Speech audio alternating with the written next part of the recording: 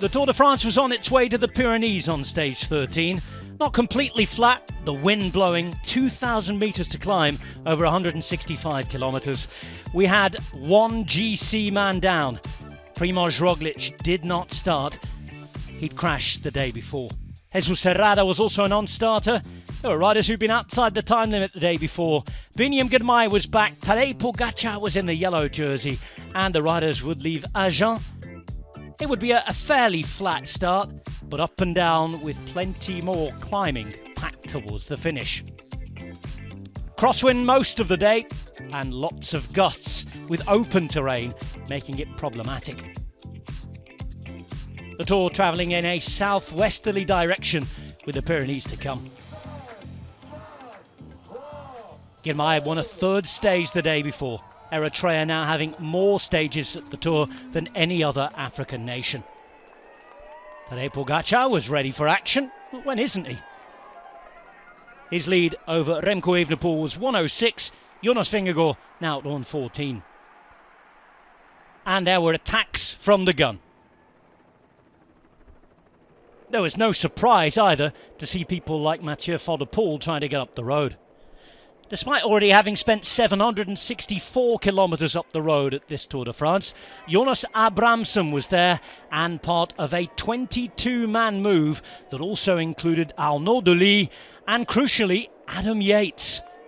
They started to gate time. And Adam Yates, maybe coming back into the general classification, was something that other teams didn't want. First, Jayco rode as they'd missed it, and then Visma Leasebike decided to pull too. There were problems though for Juan Ayuso. It had been reported in the Spanish press that he'd tested positive for COVID. And whilst Pogačar, his teammate, was having to follow Wout van Aert, Ayuso was abandoning the race. Pogačar and Evenepoel in the group then following. Could they catch Yates? Adam Yates has started the day at 6:59 from his teammate. But of course, Pogačar wouldn't be complaining if he was to move up and gain time on GC.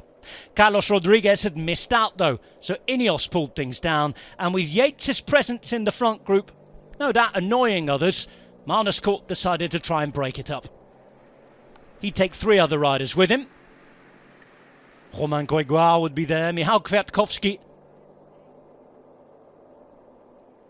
There would be more splits further down the road, with that coming back together.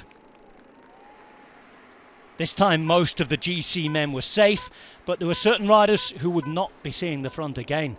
This still with over 50 k's to go.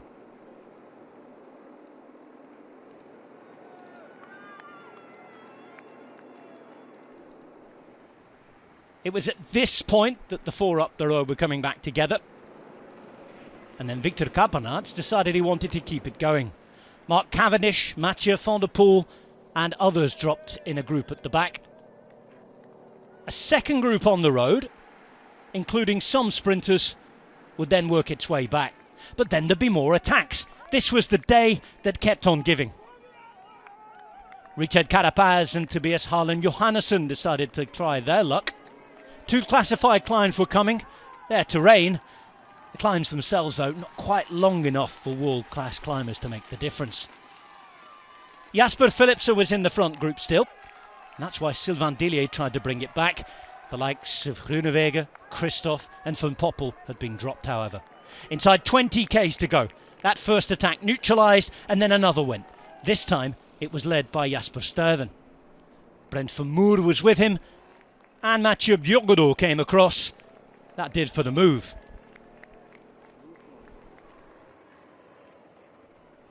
Visma Leasebike with a chance to set up Wout van Aert inside the last 6 k's and approaching Pau for the 75th time at the Tour. Adomarché took it up inside 1.5 kilometres to go. Biniam Girmay perfectly placed, ready to try and win for a 4th time. In the final K though, a big move and a dangerous move. Ball down, several riders there. The sprint was launched up ahead. Philipsen more or less all on his own this time. hit the front. Wout van Aert was behind him. Clément Rousseau was giving it a go for Groupama. This time Biniam was boxed in. Ackermann wasn't far away, but it was Jasper Philipsen who would win for a second time on this tour. Delight for Alpecin de Koning. Philipsen back, and maybe with a long shot at gaining back the green jersey. On that front though, Biniam still very much in control, and other riders crossing the line relieved that despite being caught up behind the crash, they were all given the same time. Amaury Capiot, he was on his bike and back over the line but suffering. Philipsen was celebrating.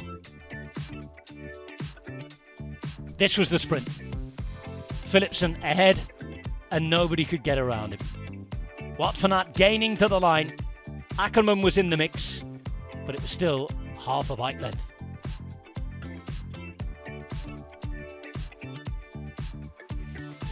Back to being Jasper the master again. Philipsen, Van Aert, Ackermann, Girmay, Arndt, Wellens, Rousseau, alongside Kokar, Pogacar and Warensholt.